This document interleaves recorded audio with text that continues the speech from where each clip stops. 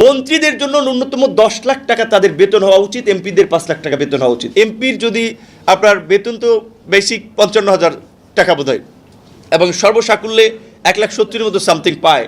মন্ত্রীর 1,05,000 টাকা, প্রতিমন্ত্রী 92,000 টাকা। প্রকৃত অর্থে এখন ধরেন মানুষের ডিমান্ড কি, সে তো মন্ত্রী বা প্রতিমন্ত্রী, এলাকায় গেলে অমুকের এই চিকিৎসার জন্য সহায়তা প্রয়োজন, অমুকের বিয়েতে আপনার মেয়ে বিয়ে দেবে, সেখানে একটু সহযোগিতা প্রয়োজন, যুব সমাজ তরুণ সমাজ আসে, তারা একটা খেলা সারছে, তাদের একটা পুরস্কার মোটরসাইকেল এমপি সাহেব দেন।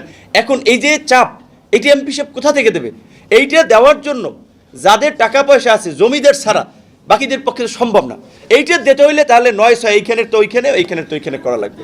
সেই কারণে আমরা মনে করি যে এমপি মন্ত্রীদের, আমি মনে করি এটা আমার জন্য না, আমি এখন এমপি প্রতিমন্ত্রী আছি, পরের টার্মে তো নাও থাকতে পারি, মন্ত্রীদের জন্য ন্যূনতম 10 লাখ টাকা তাদের বেতন হওয়া উচিত, এমপিদের 5 লাখ টাকা বেতন হওয়া উচিত। না হলে বিকাশ নুরা মাননীয় প্রধানমন্ত্রী তারেক রহমান, আপনার কাছে আমি জোর আবেদন জানাচ্ছি, এই বিকাশ নুরের মনে হচ্ছে বিকাশের ব্যবসা বন্ধ হয়ে গেছে, ধান্দালি বন্ধ হয়ে গেছে, তাই সে এমপি মন্ত্রীদের বেতন 10 লাখ 5 লাখ টাকার করার কথা বলতেছে। মাননীয় প্রধানমন্ত্রী, আপনার কাছে জোর আবেদন, এই বিকাশ নুরার আবেদনটাকে আপনি মঞ্জুর করে এক্ষুনি বাংলাদেশের এমপি মন্ত্রীদের, সংসদ সদস্যদের 5 থেকে 10 লাখ টাকা পর্যন্ত বেতন বাড়াইয়া দেন।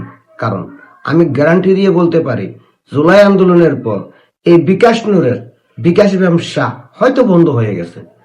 তাই বাংলাদেশের তেল নেই, গ্যাস নেই, নিত্য পণ্যের বাজারে আগুন, বিদ্যুৎ নেই, লোডশেডিং, মানুষ নিরাপত্তাহীনতায় ভুগতেছে, দেশের মানুষ এক মুঠো শান্তিতে বসতে পারতেছে না নিত্য পণ্যের বাজারের হাহাকারের কারণে। সেখানে বিকাশ নুরা 10 লাখ টাকা বেতন বাড়ানোর দাবি করতেছে। আপনি এর দাবিগুলো পূরণ করে দেন মাননীয় প্রধানমন্ত্রী তারেক রহমান। তবে হ্যাঁ, একটা কথা মনে রাখেন, এই বিকাশ নুরা কিন্তু শেখ হাসিনার মা ডাকছিল, সেই মায়ের সঙ্গে এই বিকাশ নুরা ইসরায়েলের এজেন্ট, মুসাদের এজেন্ট গাদ্দারি করছে। আর আপনি আপনার দল না করা সত্ত্বেও আপনার দলের ত্যাগী নেতাদের বাদ দিয়ে এই বিকাশ নুরারে আপনি সুযোগ করে দিচ্ছেন।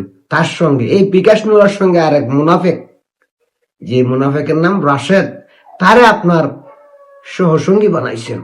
তবে এগুলো মনে রাখেন, কারণ মির্জাফরই হয় মুনাফেক, মুনাফেকই হয় বেঈমান, বেঈমানই হয়। আর সেই বেঈমান এখন আপনাকে আবারও বিপদে ফেলাইতেছে। এমপি মন্ত্রীদের বেতন 10 লাখ টাকার কথা বইলা। মাননীয় প্রধানমন্ত্রী, এর আশা পূর্ণ করেন আর জনগণকে বুঝাইয়া দেন আপনি মির্জাফরদের কুলে নিছেন, যে মির্জাফররা নিজেদের চিন্তা করে, দেশের নয়, জনগণের নয়, দেশের সার্বভৌমত্বের নয়।